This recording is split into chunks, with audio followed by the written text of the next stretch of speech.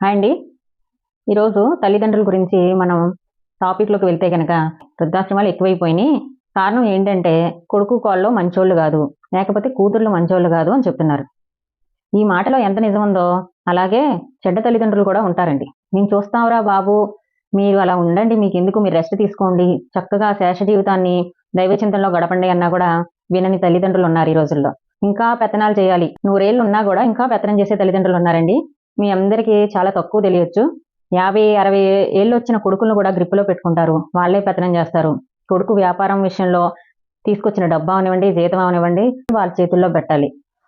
కొడుకు, కోడల మధ్య గొడవలు పెట్టడం, అలాగే కొడుకు, కోడల్ని సంసారం చేయనివ్వరు. "ఒరేయ్! నాకు బాలేదురా, నాకు ఒంట్లో బాలేదు, నాకు నీరసం వచ్చేస్తుంది, నాకు బీపీ, షుగర్‌లున్నాయి, నా పక్కన పడుకోరా" అని అట్టే పెట్టుకుంటున్నారు. ఆ ఉసిరు ఎంత తగులుద్దో ఒకసారి ఆలోచించుకోండి. అలాగే కూతురు ప్రమేయంతో సంసారాలు నడుపుతున్నారు. ఎక్కడో ఉన్న కూతురు ఫోన్‌లు చేసి, వాళ్ళు ఆర్డర్‌లు వేసి, వాళ్ళ ప్రమేయంతో, వాళ్ళ పెత్తనాలతో ఇల్లులు నడుస్తున్నాయంటే మీరు నమ్ముతారా? ఖచ్చితంగా ఈ సంసారాలైతే నాశనం అయ్యే పనేనండి. ఒక వయసు వచ్చిన తర్వాత విచక్షణ జ్ఞానం ఉండాలి. దాంతో పాటు సర్టెన్‌లీ ఒక ఏజ్‌లో బాధ్యతల్ని వదిలించుకోవాలి. చక్కగా ఫ్రీ అయిపోవాలి.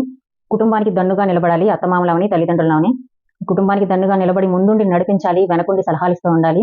ఆ కుటుంబం ఎంత చూడముచ్చటగా ఉంటుందండి. మనవళ్ళు, మనవరాలు చదువుకుంటున్నారంటే వాళ్ళకి చేయూతగా ఉంటూ, వాళ్ళకి మంచి మంచి మాటలు చెప్పుకుంటూ, మంచి మంచి కథలు చెప్పుకుంటూ, వారికి ధైర్యాన్ని చెప్పుకుంటూ, జీవితంలో ఎలా నిలబడాలి, జీవితం అంటే ఏంటో నేర్పాలి. అలాగే కోడలంటే కూతురండి.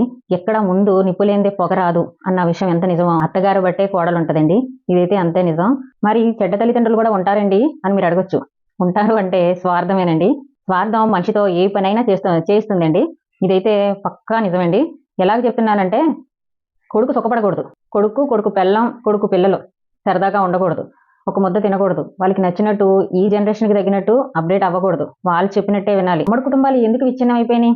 ఇటువంటి స్ట్రిక్ట్ రూల్స్ అండ్ రెగ్యులేషన్స్ వల్లనే. ఎవరో చెప్పుడు మాటలు విని, కూతుర్ల చెప్పుడు మాటలు విని కోడళ్ళనైతే దూరం చేసుకోకండి. మీ కోడలు చెడ్డదే కావచ్చు. ఆ అమ్మాయిని దారిలోకి తీసుకొచ్చుకోండి. మీ కూతురులా మలుచుకోండి. అది మీ బట్టే ఉంటది. అమ్మ మనసు ఎంత కమ్మగా ఉంటది. అది దేన్నైనా మార్చుద్ది. మీ అందరికీ తెలుసు.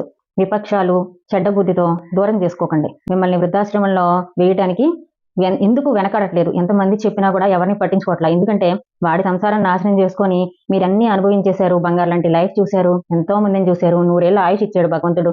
అన్నీ చూసిన తర్వాత కూడా మిగతా వాళ్ళని మీరు నాశనం చేద్దాం, వాళ్ళ ఆయుష్ ఇద్దామని మీరు శతవిధాలా ప్రయత్నిస్తున్నారు. కొంచెం సర్దుకోండి. అందరూ మనవాళ్ళే అనుకుంటే ఎంతో ఆనందం ఉంటుంది. మీకు నమ్మకం లేకపోతే గనక మీ పేరున ఎంతో కొంత ఆస్తి పెట్టుకోండి. మీరు దర్జాగా అనుభవించండి. ఒక్కరే ఉంటామంటే. అందరిని దూరం ఉండి కూడా దగ్గర చేసుకోవచ్చు. ఇది ఎలా ఉందో ఆలోచించండి. ప్రతి తల్లిదండ్రి కొడుకు, కోడల్ని దూరం చేసుకోవద్దు. కూతురిని ఎంతవరకు ఉంచాలో అంతవరకే ఉంచండి. అలాగే ఆ అమ్మాయిని బంగారు తల్లిలా చూసుకోండి.